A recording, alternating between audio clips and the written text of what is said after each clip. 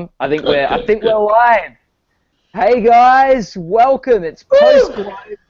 We are back now. Tom, I remember when I was in LA for the Emmys last year at the HBO thing afterwards. I was talking to a lot of people, and a lot of the industry people were congratulating us on being so good at predicting the awards. They were like, "Oh, congratulations on winning the Emmys," and they were like, "Congratulations for predicting that we'd win the Emmys," and it was a very, our stock was up very high. For the Globes tonight, we did not do as well at predicting the awards. Is that fair to say? We crapped out. I mean, it was our worst predictions ever. We got both Best Pictures wrong. We got Best Director wrong. Best Actress, Comedy Musical Actress wrong. Best Supporting Actress wrong. I mean, it's a disaster for us. And here's what's interesting. What won...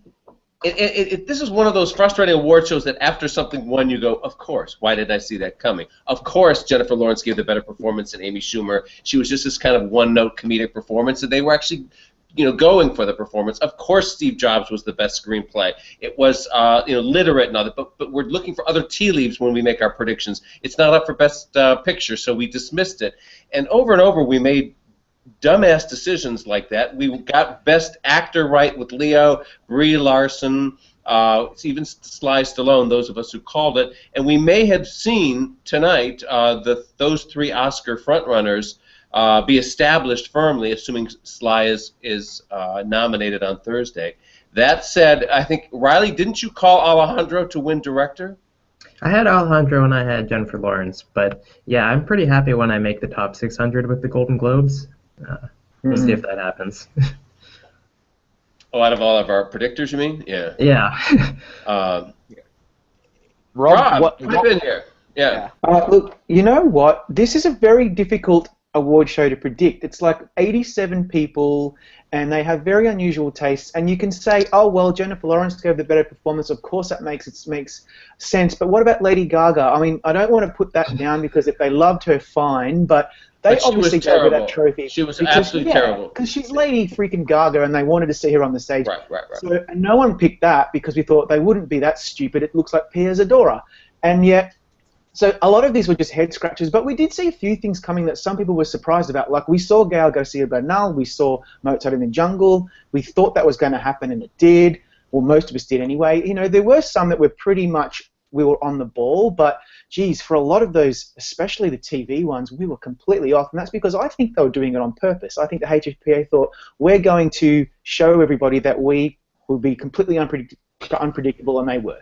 Well, by the way, the HFPA does get the Gold Derby News Blast. Most of them are on the list. Yeah. So yes, I like this conspiracy theory. They were doing it to screw up Gold Derby. No, but we were right. We have to be kind to ourselves on the TV side, though, Rob, because we got Mr. Robot right, and we knew that it was going to win at least one acting award.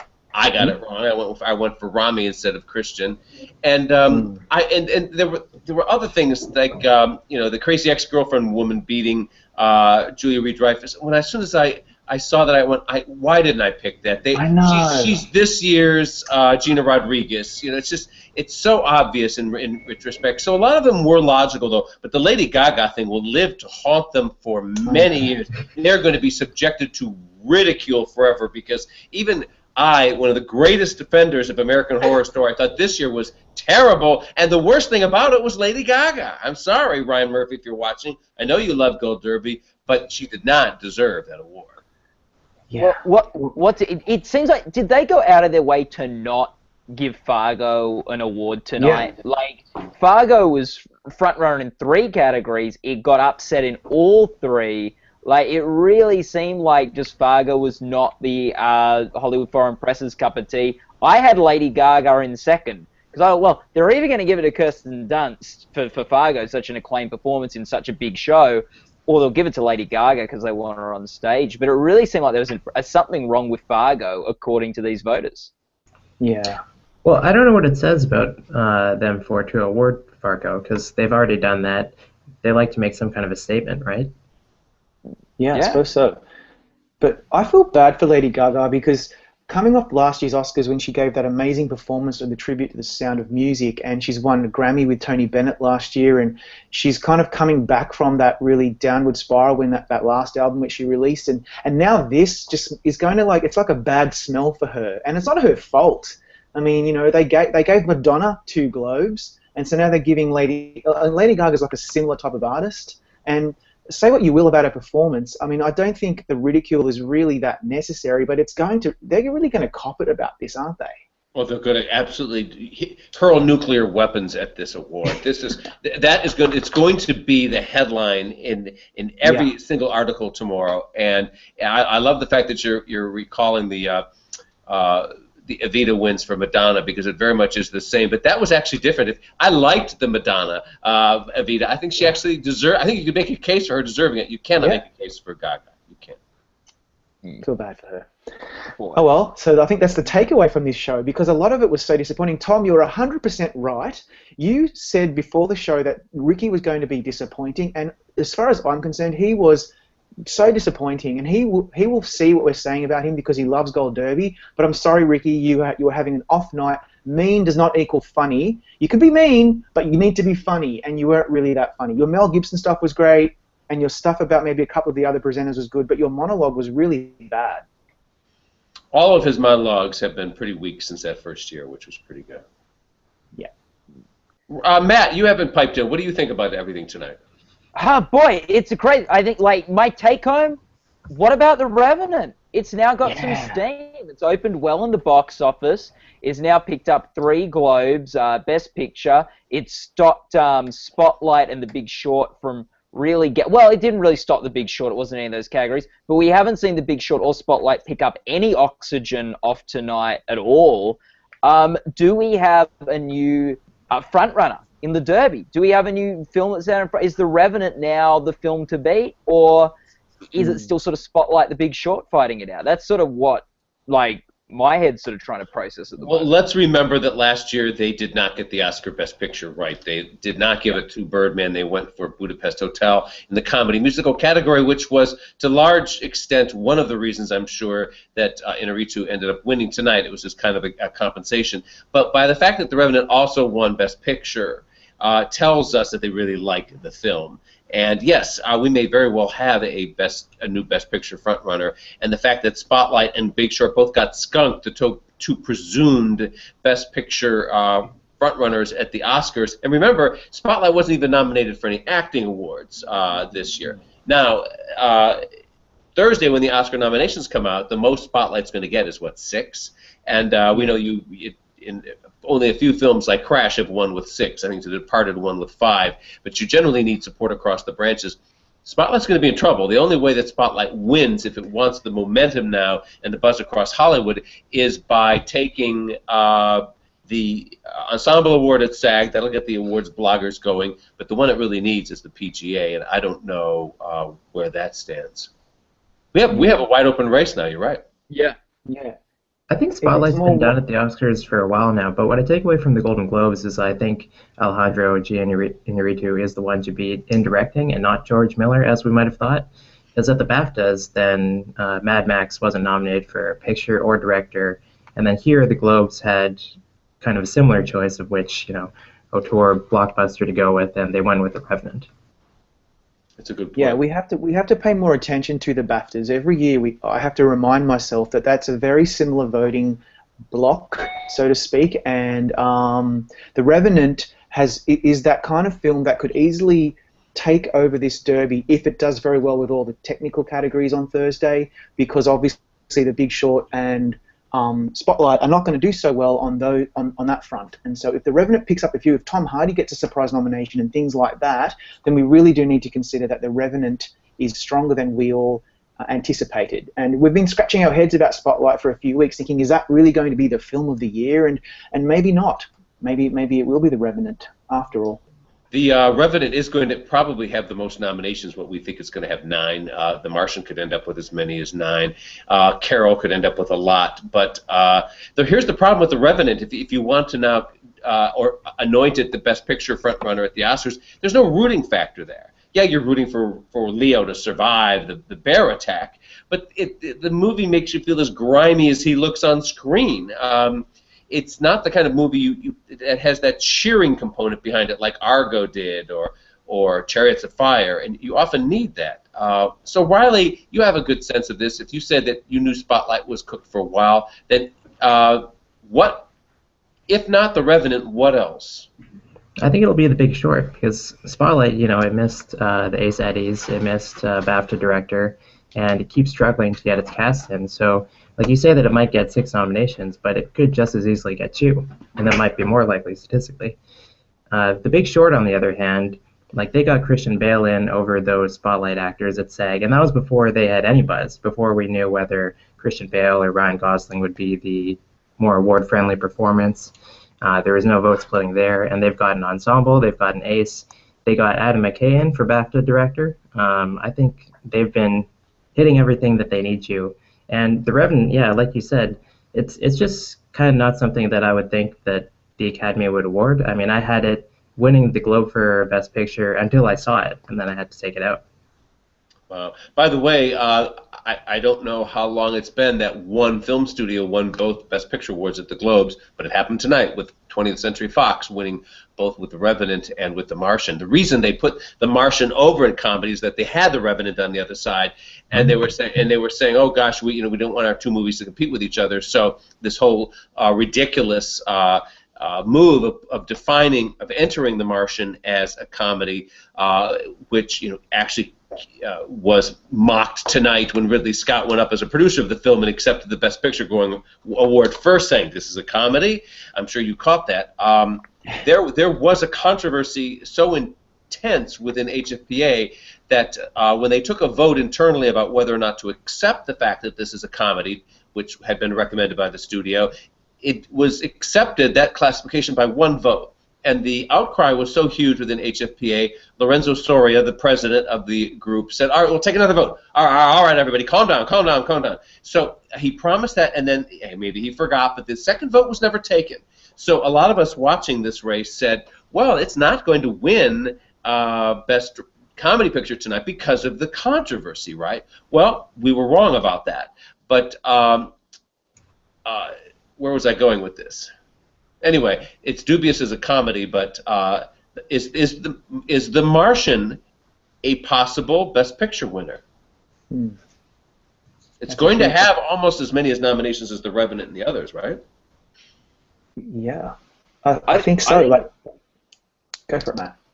I think there's a real chance that it could now. It's got a bit more hope, partially because it looks like the 2 films that had a great night were Revenant and The Martian. And The Revenant was directed by last year's Best Director, Best Picture winner at the Oscars. It could be hard for him to go 2 for 2. And if The Big Short and Spotlight both drop, The Martian could sort of slip into a slot. I'd still put it at about 4th or 5th at the moment, but I'm feeling a lot better about it now than I would have at the beginning of the night. Yeah, I agree. And also, given it has the Sir Ridley factor, it will get a few technical nominations. If we see it in like original score and Drew Goddard's screenplay is nominated, and we see it in editing and a few of those categories, I think that it's going to be a very fierce competitor. Fox will just throw everything at both of those films. But given that Alejandro won last year and his film won last year, that is a huge factor. I can't imagine them giving the same filmmaking team the Oscar again the year after, and that would help The Martian. So, yeah, I think it all depends on the nominations and how they're spread out on Thursday and who gets what. That's going to really tell us a lot, and it always does. The Martian has been doing better than I expected lately, but I think 2 things still keep it out of winning Best Picture. First is Matt Damon missing the SAG. Because a lot of people have an excuse for missing SAG, like you can say Will Smith or Steve Carell, their movies came out too late, they didn't have the buzz. But Matt Damon, his movie came out, kind of in the middle of the fall, exactly when you want to come out if you want a SAG nomination. And then the other thing is just that it's not nominated for Best Picture at BAFTA. Are we all in agreement that Leo and Brie Larson are now locks to win the Oscar? Or no? Yes. No? Yeah. Why not, Riley? Well, because Room didn't get a PGA nomination. Like, we know that the Globes love it. They gave it a screenplay, a picture, and an actress nomination. But ultimately the Globes don't really matter. They're not actually industry voters, and industry voters have chosen Brooklyn over Room. But the Globes have correctly forecast Best Actor, Actress, Supporting Actor, Actress the last 3 years, with the one exception, Lupita at the Oscars and Jennifer Lawrence at the Globes. Daniel, you came in just in time. Settle this. Riley and I are having a passionate disagreement.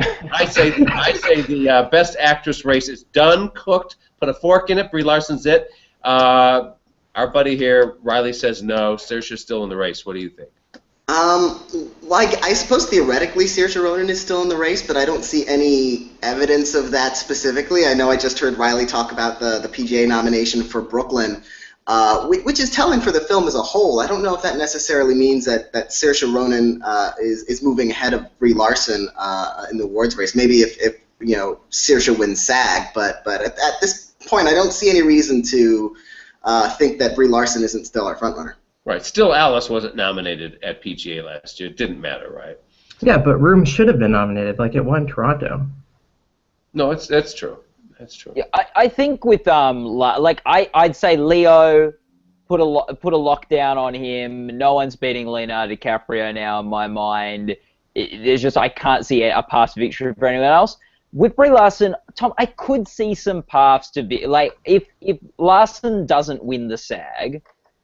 I could see a path for someone. I could see maybe a Ronan if there's a late break for someone with momentum, perhaps. I don't think she's a titan in this category.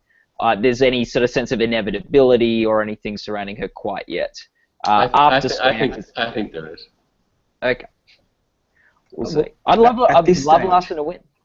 At this stage in the race, because we have SAG and we have Critics' Choice and we have BAFTA coming, and that's going to really give us a lot of insight. But at this point in time, I can't imagine how Brie Larson and Leonardo DiCaprio and even Sylvester Stallone could lose. So, I mean, things will change, obviously. But, well, no, Stallone can lose because he might not get nominated. Remember, the difference here in the process is you're asking 1,200 members or 1,100 members of the acting branch to nominate a guy who looks like a thug. I mean, he's no deeds and dumbs kind of guy, and he was voted the worst actor of the century by the Razzies, the worst actor of the decade. He's up there almost tied with Adam Sandler for the worst acting trophies. Yeah. So really, I mean, that's his rep. And I actually think that helps Stallone. I mean, it's part of his comeback narrative. It's, I mean, I don't think, everyone in Hollywood who's voting for Stallone has probably been bitten by the Razzies at one point or another.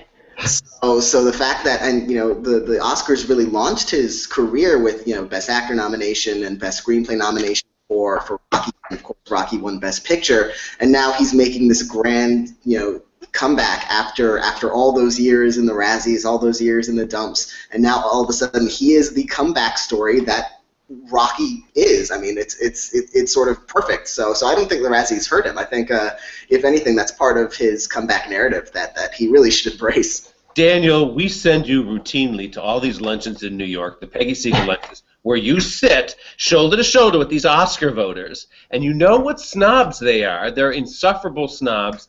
Can you imagine them voting for? I do have him down as a nominee. I'm the eternal, unflagging optimist here, but I could see them snubbing him, though. I mean, it's possible, but I mean, while the Academy members are snobs, they do favor their own. I mean, I don't think they're going to put more stock in what the Razzies think than in a member of their own community who they have nominated and awarded before. So I'm not worried. I don't think he'll necessarily win just yet, but I don't think that's a guarantee. But I feel fairly confident in his nomination. I'm not too worried about him being snubbed. Jacko and Opera Junkie are saying in the chat room that the standing ovation for Stallone was telling tonight. Do you put much stock in that, Riley? Yeah, I didn't have him in for a nomination, and then as soon as I saw that, I added him in. It doesn't hurt. It really does not hurt in terms of how he's viewed by his peers. So, yeah. We saw a lot of the veteran factor tonight at the Globes. What's interesting is you remember back to the last few years of Cheers, when all of a sudden Kelsey Grammer ended up winning Best Comedy Actor. You went, whoa, what is that? We saw one of those tonight with John Hamm winning for Mad Men. You went, whoa. And then all of a sudden when it was Rami Malek not winning for Mr. Robot, but it was Christian Slater winning, it was like, oh, the veteran came through again there. In a way, this is where the Globes fool us all the time, is they either go for the Rachel Blooms, the new kid, the new TV kid on the block, or they go for these esteemed veterans like the Sly Stallones or the Christian Slater, who mentioned the 4 decades of his career in his acceptance speech. Slater did. It was very interesting. Did we learn anything tonight? Last year at this time, we came away going, aha, now we figured out the Globes. They give 2 awards away for series and for acting, and you always have to have that pair. And we saw it for Mozart in the Jungle. I stupidly stuck with Transparent for comedy series, but I knew, of course, as we all did and discussed openly here, that it could win, and I went with Gael Garcia Bernal. But what did we learn tonight, and did we see any trends? You can't win for playing a robot. Well, it's a big mystery about who is the real Mr. Robot, Yeah. Yes. I think if we learned anything, I mentioned this in our live blog, but it might be observer bias. Last year we were like, oh, we have their number. We know what the Golden Globes do. They, if you have a series nomination, you win an acting award. And there were more exceptions to that this year than ever before. It's almost like 90 members of the Hollywood Foreign Press looked at a racetrack odds and go like, no, we're not doing that. Let's go ahead. Let's pick Rachel Bloom. Let's, screw you. We want Lady Gaga up on our stage, even though we didn't nominate the show for anything else. It's a. I mean, I don't want to say that for Hollywood Foreign Press is specifically reactionary to us, but the fact that they went out of their way to buck so many of the trends we just made a point of observing this year. it might be some observer effect there. And Chris Beecham was wrong about Wolf Hall. Chris, if you're watching, Wolf Hall finally won an award. Yes, can you imagine? I figured this out about Wolf Hall. There's one thing we've learned on this awards beat: it gets nominated for everything. It never wins anything. Don't bet on Wolf Hall. Well, of course that. And then it wins. And I was just telling Chris to watch out for Wolf Hall, but I was betting. I was worried in the wrong category. I thought Damian Lewis could really pull out a supporting actor win, but in hindsight, it's really not all that surprising. It's a classy British production. It's foreign. It's I don't know why we're surprised that they ate it up. Well, here's another rule. Here's another rule I thought we thought we had figured out, and we totally got thrown this year. The if you get 2 nominations, you win one of them rule. Mark Rylance was nominated twice. Alicia Vikander. What happened to that rule, right? I knew that wasn't a thing. Yeah. That was a thing. I think with Wolf Hall, you had sort of the atonement factor when, upsetting Fargo, the sort of Coen Brothers sort of series, and atonement upset No Country for Old Men, the Coen Brothers film a couple of years ago. You're onto something. I like this conspiracy idea. Yeah. And Bill Murray, cool. Bill Murray last year had 2 nominations, and we thought he was going to win supporting for Olive Kitteridge, and he was also up for St. Vincent. He lost both of those. So I didn't think they would necessarily give someone the win if they had 2 nominations. I thought it couldn't hurt. I thought Vikander had enough buzz on her own to win for Ex Machina, but I don't think it being nominated twice is necessarily you will win one. Can we please talk about supporting actress, because I'm so confused. Like the Globes have not done us any favors on this category at all. First of all, I'm dying to know what's going to happen with Rooney Mara and Alicia Vikander, because who knows where the hell they're going to land on Thursday. And secondly, Kate Winslet, who I adore, and she was the best thing about Steve Jobs, and I was thrilled to see her win. But her winning the Globe is so left field for me that it just makes this category even more confusing, which is awesome. But shit, I don't know what to think. Somebody give me some clues. Yes, I want you to think about this. You're a SAG voter. You live in Des Moines. You're getting screeners. Who are you going to vote for? You're going to fall for this. This is where we live in our echo chamber and this whole little bullshit thing. We believe each other, what we say, and what the other bloggers say. Maybe there is no Rooney Mara buzz. Maybe there is no Alicia Vikander inevitability here and all that. Maybe it's just a crock of shit that we've sold to ourselves. The minute they said Kate Winslet and was Best Supporting Actress, I said, yeah, she was. She absolutely She was was. great. And you know what? Yeah. I could see her winning SAG. I'm not ready to predict it now, but I'm willing to say that we were wrong and we've fallen for our own BS. And you know what? They may be onto something. They may not, but they may be. Well, to be fair, though, no one loves Kate Winslet more than the Globe voters. True. Like, they gave her, like, 2 wins where they gave her for the Rita and Revolutionary Road in the same year and stuff like that. That being said, I agree about the sort of, you can get in the bubble and sometimes, like, we should have been talking about Kate Winslet, knowing the Globes love her, knowing that. I think probably the thing that threw us off the scent was the no Best Picture nom for Steve Jobs. Yeah, Steve Jobs seemed to be underperforming this whole time, and it was one of the big winners on the film side. It won twice. Only The Revenant won more than that. So I think that's really what threw us off. When we first opened the Golden Globes predictions, I had Winslet predicted, and then as time went on, I had her a week ago. Yeah. Yeah, and me too. Jobs started to weaken, and then people started talking about Alicia Vikander, Ex Machina started picking up steam. Right. She had the 2 nominations, plus Jennifer Jason Leigh had that big standout role in The Hateful Eight, which just came out. I eventually moved Kate Winslet down into 3rd place. I don't know that that's necessarily telling for the Oscars. Because of simply the fact that Rooney Mara and Alicia Vikander in Danish Girl were moved up to the lead category, and we don't know yet what the Oscars are going to do with them category-wise.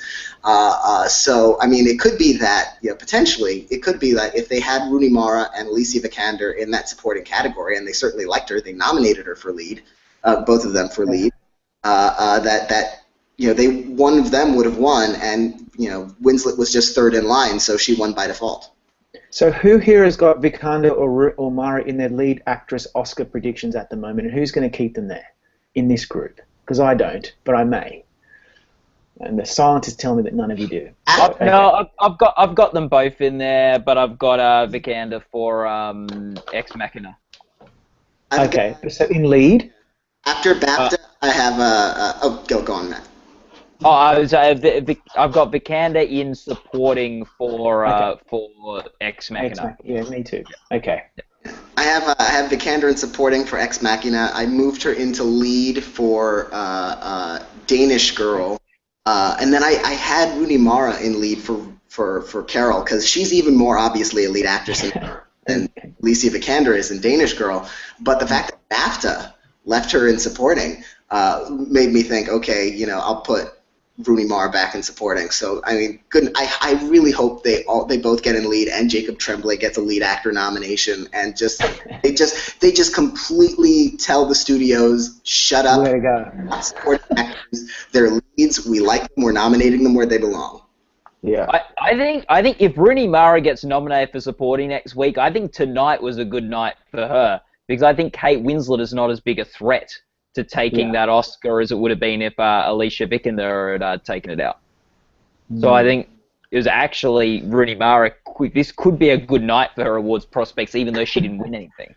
I think Rooney Mara and Alicia Vikander are this year's Jessica Chastain, the bullshit actress everyone's just jacking off over, going, oh, I'm the greatest, I'm the greatest, and they never get an Oscar. It's just this kind of journalist thing, this who's the cool chick in town, and how many Oscars does Jessica Chastain have, huh?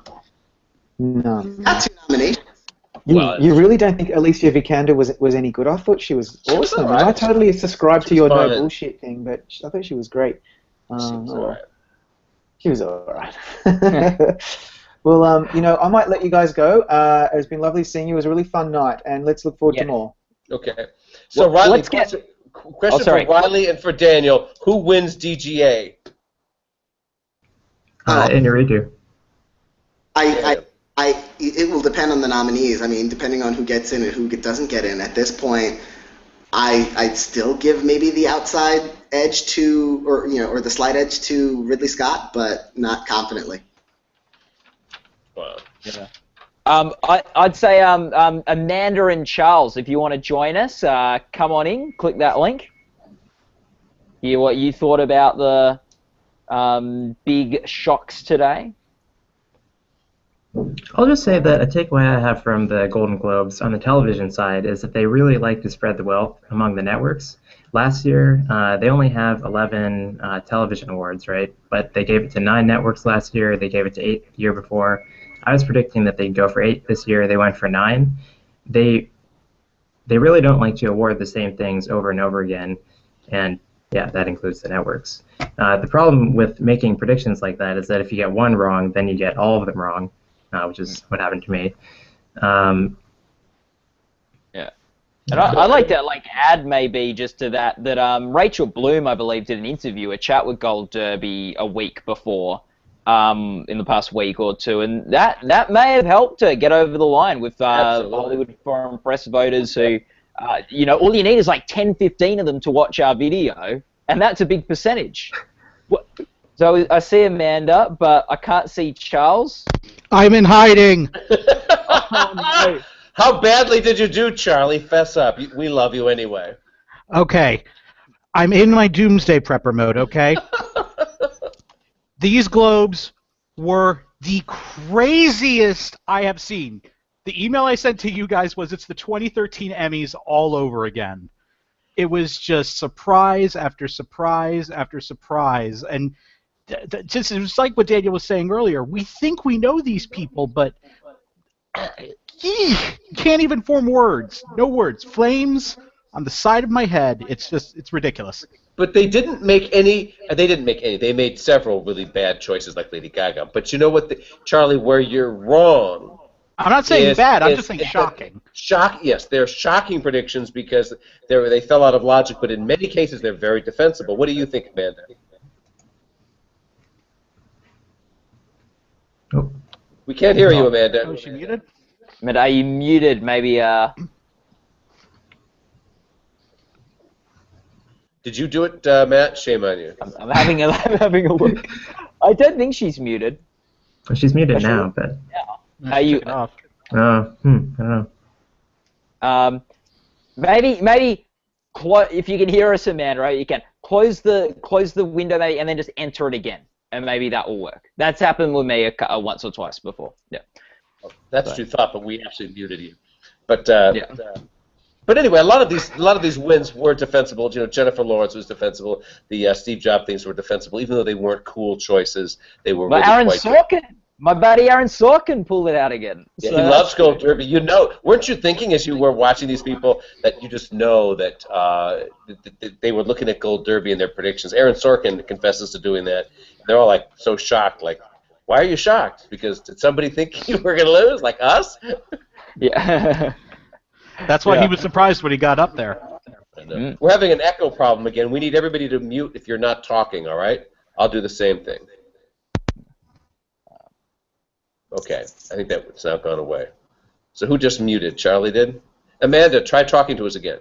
Can you hear me? Yes, go for it. So what I was going to say is, other than some of you guys have some very colorful language and private message me, every time Lady Gaga opens her mouth, I miss Jessica Lange just a little bit more on American Horror Story. So, did I choke you, Tom? No, I want to recall that we love American Horror Story because, remember, they killed a Gold Derby blogger on the show this year. I saw that. We got beaten to death with an Oscar. And also, it was used in the same way that Ricky Gervais claimed to use his Golden Globe as a sex toy on this show. But anyway, keep going, Amanda. What else? Give us your other thoughts. They're probably on to us that we figured out their code. Yes, okay, so they went set out to fool us, okay. But I was so thrilled with Iñárritu. That made my night, being right on that one. And if I could have done anything, if I could have just changed one prediction, it would have been after screenplay, because I knew if Spotlight didn't win that, I think I posted if I was in the Spotlight camp, that would have been the moment I headed to the bar. Yeah. So, yeah, I think we might finally have another December surprise. Finally. Well, we have a real race this year. It's fun. Yeah. Charlie, pipe back in. Keep talking. Unmute yourself. Oh, okay. So yeah, I mean, there's just so much. There's so much going on, and it's fun. But we, usually we don't know usually the Globes, we'd like to think we have some sort of idea of what's going on when the Globes happen, and that's not happening this year. I mean, we're more all over the map than we were 3 hours ago. So I think this is really interesting. The directing race is completely wide open now. I just don't do. Do you see, Tom? Do you see Iñárritu winning back-to-back Oscars for directing? I really don't. I mean, it can certainly happen, but and the Oscars love the big picture as opposed to the best picture. Not that it's not a great picture; it's a great film, but they usually like. So it fits a lot of those categories, but people don't love the movie. There usually has to be an emotional component to people really loving a film for it to win, and that's a hard movie to love.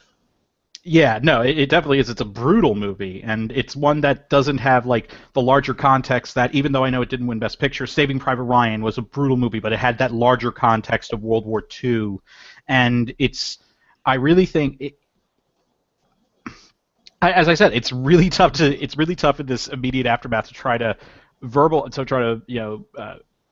everything. But I just don't know what to think about this. Whether how far Spotlight has fallen, whether or not I still think George Miller could still be a very big player. I still think he could win DGA. I do too. And where does The Martian figure into all of this? And then you throw in also Sylvester Stallone, and that standing ovation was definitely one of the highlights of the night. So I'm very much at a loss about where we go from here. I think we'll know probably a bit more. We'll definitely know a bit more next week after Critics' Choice. That could be a good place for Spotlight to redeem itself. Right. Even though the voters don't overlap, it'll show it as a winner. But they got it wrong last year too. They went with Boyhood right instead of. Well, yeah, they did. But in general, they're right. They're right. It will, but it'll also give it that platform to show the team from that movie as winners. Mm-hmm, mm-hmm. I'm a voter for Critics' Choice, by the way. I'm also a SAG voter. Can I bribe you? Sure. Can we each pick a winner? Mm-hmm, mm-hmm. I'll give you each a category to pick. Charles and I are Daniel, we haven't heard enough from you. Pipe in here. You're always good with facts and figures and theories. Pipe in. Well, the one thing, I mean, you talk about we'll learn more at Critics' Choice. I don't know that we necessarily will. Remember that last year the momentum was Boyhood, Boyhood, Boyhood, Boyhood, and it wasn't until the awards that count, the actual industry awards, that we started to see, nope, Birdman, Birdman, Birdman, SAG, PGA, DGA. That's when it took off last year, and then Boyhood won BAFTA, which sort of confused things. But Birdman really started to move ahead when the actual industry events were being decided and announced. So, I don't know if they're going to be in lockstep this year like they were with Birdman last year. But I don't think Spotlight is out of it. Birdman lost Best Picture last year, and then it won at the Golden Globes, and then it won the Oscar. So it's really still not necessarily anyone's race, but I think if you're Spotlight or The Big Short or The Martian or The Revenant, you should still. You still have definitely a shot at this race, because those films got all the necessary nominations so far. I think they're all PGA and nominated somewhere at SAG, and so it's really between those films that we can see the industry start to decide what their actual winner is. I do have a question. And I'll pose this to everyone. Do we think that the lack of Spotlight wins tonight could possibly be... we don't have... Again, this isn't overlapping voters, but do we think that this could affect it down the road at SAG for the Ensemble Award? No. Could it really be in trouble there? No. Against something like The Big Short? I mean, it might not win SAG, but it won't be because of the Golden Globes. I mean, The Big Short was shut out here too, and I think that's the only other movie that I think really has a shot to win Best Ensemble at SAG. Although, I could have said a lot of that, something like that about any number of these Globes races where I was completely wrong. So it could be another film at SAG, but I think it's really between those two. I think they're two very popular casts. just the members of each cast spotlight and of The Big Short. But I think that spotlight might just still have a slight edge. Yeah, it has more snob appeal and gravitas. So the flip, cavalier, flip quality of Big Short may not appeal to the Although voters. SAG voters do skew a lot more comedic for Best Ensemble than the Oscars do. Gosford Park, Little Miss Sunshine, Birdcage, American Hustle, all of these, The Full Monty, all of these comedy films were up for Best Picture, and they won the SAG Award against their more dramatic rival, which ended up winning the Oscars. So The Big Short could actually be right up SAG's alley. Good point. Love that. And also, like, it's worth to remind where at the SAG and how they're different to Oscar votes is they include more TV members, and which of those two ensembles has more people like the TV industry might want to be voting for. Right. Spotlight's going to win Critics' Choice, though. I'm pretty sure of that coming up. So, but what takes? But I think Miller's going to win Director there. You think? Okay. Yeah. It's really. I don't really know about that one, winning director. But I mean, it's just it's fun though this year. Yeah, it is. It certainly gives us something to talk about. But boy, we looked so stupid tonight. Stupid. Oh, I was just embarrassed on behalf of us all. Just. Oh. Yeah.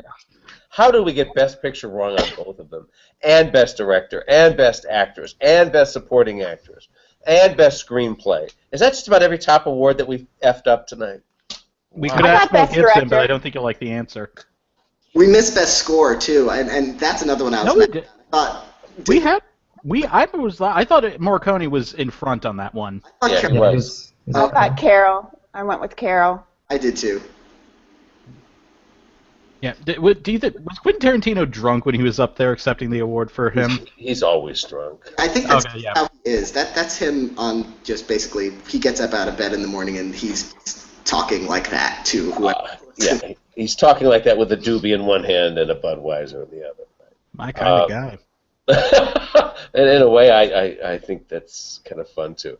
On the TV, what did we learn on the? Did we learn anything this year? Any new tricks? Did we catch them at anything? I think we saw a glimmer of sentiment with the whole John Hamm win. Not only did they give him a bookend award, did they give him another award in the final season of this landmark show. The opportunity he didn't have when he won in 2008. They gave him an acceptance speech. That's right. That was the year of the writer's strike, right? That's right. And his win and Mad Men's win, it felt like came out of nowhere. A lot of people weren't didn't really think it was gonna. At least most of the people, from what I remember, didn't really think it was gonna win. And now we didn't think he was gonna win because there was something newer and hotter. There was something newer and hotter to take advantage of. But they gave him this really nice thing that he couldn't get the first time he won. Which is unfortunate. They didn't do that for Queen Latifah because she had the same issue. She won the Earth of support, and they could have given it to her instead of Lady Gaga to let her give an acceptance speech, especially after she lost the Emmy to Frances McDormand. Usually I hate it when people are ungracious losers, but I'll kind of give her a pass on that look tonight because I don't think many people saw Lady Gaga coming.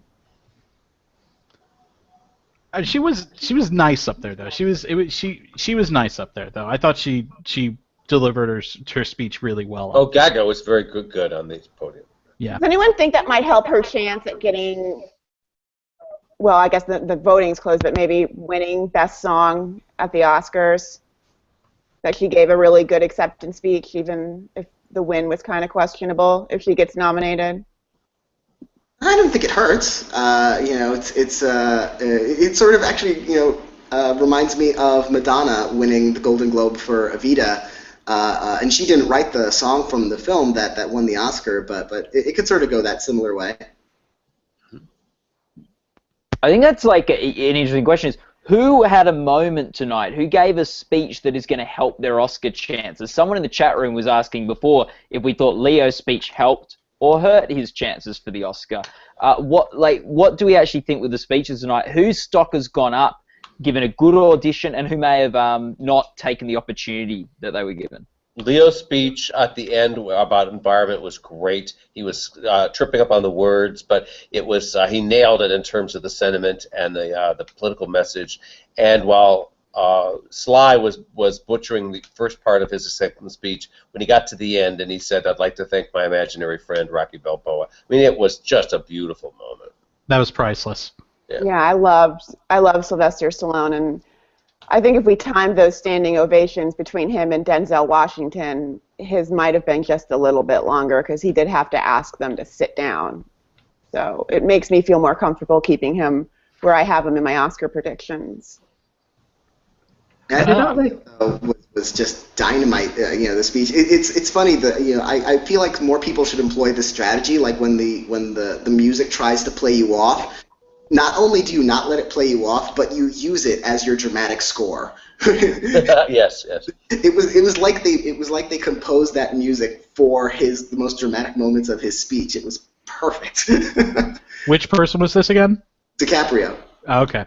I think Henson still dealt with it the best. I've waited 20 years to get here, and you're not going to play me off. We got cookie. Yeah. That's what I'm just going to say. And some people actually got cookies, but we got cookie tonight. So I loved her speech. She might have been. Can we lobby for her to get a boost in the Oscar race? No, she's not going to get a boost. But just as far as like the music playing people off, I think that out of all of them who kind of kept going, she said it like she meant it, and I respect that. I waited this long, you're not going to stop me now. Yeah, and I like that Ridley Scott did that too, because he got to the end of his speech and he thanked and he talked about his brother Tony, who of course passed away last year, which got a big round of applause from everybody. And that was a bit of a moving moment as well. But he screwed up the rest of the speech. He was downright terrible. I think he really hurt his Oscar and DGA chances there. He needs to smile more. He looked miserable the whole evening. Yeah. I don't think the paper helped him because he pulled out like a half a book full of paper, and I'm thinking, oh my God, you don't have to give every acceptance speech from every award you've lost. Like that started to scare me a little bit. Mm-hmm. I think he might have also been a little bit uncomfortable trying to talk about the laugh out loud comedy romp, The Martian. I thought Brie also had a very nice little speech there. Mm-hmm. Mm-hmm. Yeah. Oh, Robert Pius in the chat room just pointed out that Kate and Leo together again. They both won on the same night. The Titanic guys. That's nice. Oh yeah. What about the television Jacko, side? Do we? Oh no, go on. I was just going to say, Jacko says Ridley Scott is grumpy Tommy Lee Jones. Oh, ouch! That's very good though. Yeah. That's all I was thinking of was maybe by the time the Oscars come around, he'll learn to smile like Tommy Lee did. Yeah. I hope none of you have the professional experience of ever having to interview Tommy Lee Jones, which I've had to do on occasion over the years. It is a nightmare. I've heard that. His attention span is like 2 seconds. You ask one question, he answers something else entirely different, and then yells at you for asking that question. And then he yells at somebody else in the room, and then he just his attention wanders again. And then you try to get him focused, and then to ask a question, then he rebels, and it's complete insanity. I did not like the Matt Damon speech. Like, that was the first win that we actually all saw coming.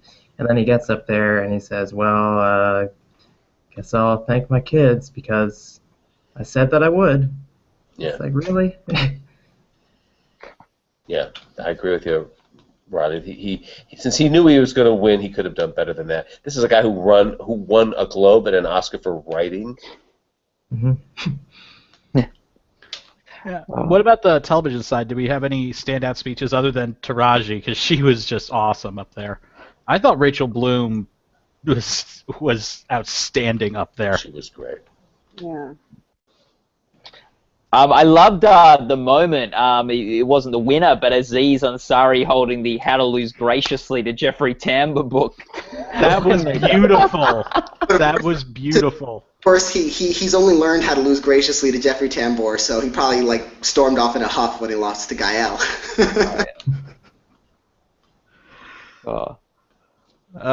Gael was so overwhelmed. It was really nice to see. He was just It was a really expressive speech because if you look at someone like him, he's been a darling of the art house film scene for a good 15 years or so, but the general public doesn't know who he is. They have not seen E2 Mama Tambien or The Motorcycle Diaries or any of his other films, and they certainly haven't seen Mozart in the Jungle. So all of a sudden, a moment like that for somebody who's as deserving as he is, and he is, was really great to see, and he handled it very well. Opera Junkie says in the chat room, Rachel Bloom was seen by more people in her speech than anyone seeing her show. Ouch. Ooh, that's not good. But very true. I mean, that show, Tony, you bad boy, you. That show struggled in the ratings, and I think, I don't know that suddenly 20 million viewers are going to tune into Crazy Ex-Girlfriend, but it certainly gives the CW a reason to keep that show alive, if only for the buzz around it. So, I think they could have helped keep that show, which may have been on life support, given it a lifeline. The show Ally McBeal was put on the map by the Golden Globes. The ratings jumped 40%. It won both comedy series and actress for Calista Flockhart that year, so it had much more of a dramatic presence on the TV show. But there are cases in Globe history where a show that was absolutely ignored on the air suddenly got noticed and was propelled to prominence. I was just happy with all the surprises that Mr. Robot still pulled off winning best drama series. I was starting to get afraid that there was going to be something else there for a few minutes, especially as crazy as they were. I was suddenly very afraid of Game of Thrones at that moment when they were running through the things. Oh no, Mr. Robot's going to lose to Game of Thrones. I was afraid about Narcos. I thought Narcos would pull it off. Ugh, that show's awful. That show has too much narration for me. That's terrible. I was afraid of Outlander. I was a little too. Yeah, and speaking of which, I just want to say to Ralph, when he watches this later, if I'm not mistaken, Netflix got nothing, so you can put that in your pipe and smoke it. They didn't have to give Netflix shit. No, and Stars didn't get anything either. Poor Stars or Hulu. Some of the sexiest. If you look at the 6 nominees for Best Comedy Series, 4 of them were streaming services. So they really made a very, very profound gesture to streaming services this year at the Globes. But they didn't do as well. Well, Mozart in the Jungle, did pull through pretty well. Well, the nominations were just too scattered. Like, this is the first year in the 2000s, and I don't know how much back further, that the nomination leader only had 3. Yeah, I think it's interesting. Netflix will be probably very annoyed that another Amazon series has won. Yeah. They'll probably really get their goat. I don't know about Julia Louis-Dreyfus. I don't think she's probably going to end with a Globe for Veep. This should have been like an easy win for her, and they just clearly either don't like the show or they don't like her at this point.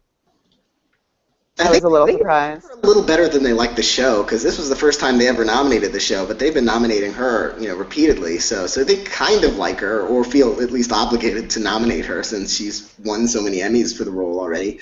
But yeah, it doesn't seem to be their show, which is, I guess, it's okay. I mean, she has all the Emmys. She can't have all the Golden Globes too. Give someone else a shot. Yeah, it's just not a Globe show, and then when shows get a bit old, they don't want to reward them as much either. I feel like It was probably her first year that she probably had her best chance of winning the Globe for that role. But yeah. Matt, you and I have been with her and have talked with her both in person and on these webcams to know how much these awards mean to Julia. She's keeping score. She wants to know the score from us all the time. She nails us at these events. Now how many more do I need to be nominations to be tied with Lucille Ball, or I've exceeded her? Or, but she's really right, Matt? Oh yeah. She loves the awards, and if Julia is watching now, I'm sure she is 50 minutes into our Golden Globes post-show coverage. Is be happy with the Emmys, like that. They're the records you want. Like they're the harder things to get. They're the more prestigious awards. So if you don't win a Globe for the role, it's not the end of the world. Like I'd take 4 Emmys over a Globe. And she won for Seinfeld, but that was 1994, so it's been 20 years. She's got a Globe. Like, look, but she doesn't have the latest model of the Globe. That's why you got to have her win again, so she can get the new model. It's like when you get a new Corvette. Well, we're with you, Charlie. Look at your Globes, Tom. Yeah, I know. I have all the different sizes. Yeah. I mean, you got the spray painted ones too. Now, I read a piece the other day that they spent $800 to manufacture the average Golden Globe. That's more than it costs to make the Oscar, which is about $500-600. Really? That's kind of weird. Yeah. They spend a lot on that granite base. Right. I think it's the Golden Globe inferiority complex, coming out. It's like our award costs more than your award. And their ball is literally bigger than, Whoa! Oh gosh, here we go. Oh, yeah. Okay. Any final thoughts? We've gone on for an hour here. Anybody have final sign-off thoughts here? Did anybody who came up with a really brilliant prediction and were proud of it and want to do some crowing here? I certainly didn't. No, the best I did was switching earlier today to Mozart in the Jungle for best comedy series. Everything else that I got right, I think most people got right, and everything I got wrong, I just got wrong.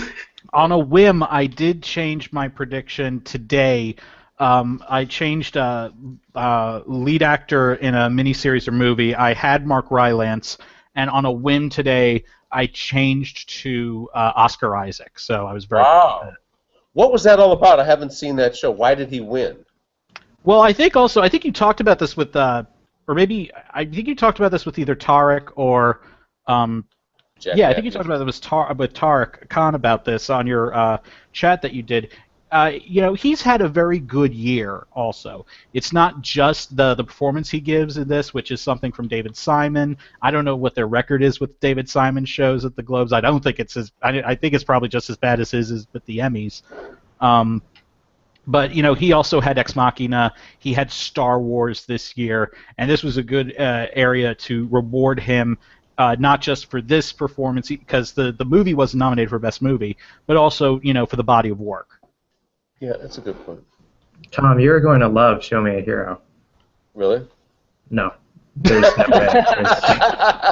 I was not interested at all to watch it. I just skipped the whole thing. I watched the first 2 parts of it. I love David Simon. I watched the first 2 parts of it, and then I think there was like an award show. It might have been the Emmys during the last episode. It was the 3-part miniseries, and I just have not gotten around to watching that 3rd part. Stuck with it to the bitter end. Oh, I love it, yeah. Yeah, it ended with a bang. I don't know if that says anything. I'm just really happy for Iñárritu. I thought he was going to win after I finally saw the movie, but I was a little unsure since it was the last movie I saw. But congratulations on doing what Woody Allen couldn't do. So now I want to see this again to see if it's just like even or if there's an actual kind of trend to this. I happen to know that Iñárritu follows Gold Derby very, very, very closely. So there's a good chance he's going to be watching this and getting your message, Amanda. Thank you all. Let's sign off here. Congratulations for the few predictions we all got right. And congratulations to Alejandro and to all the other big winners who are tuning in here. And, wow, we have a real Derby race this year. It's very exciting. We're off to the races. Yeah, baby. Giddy up. Yeah.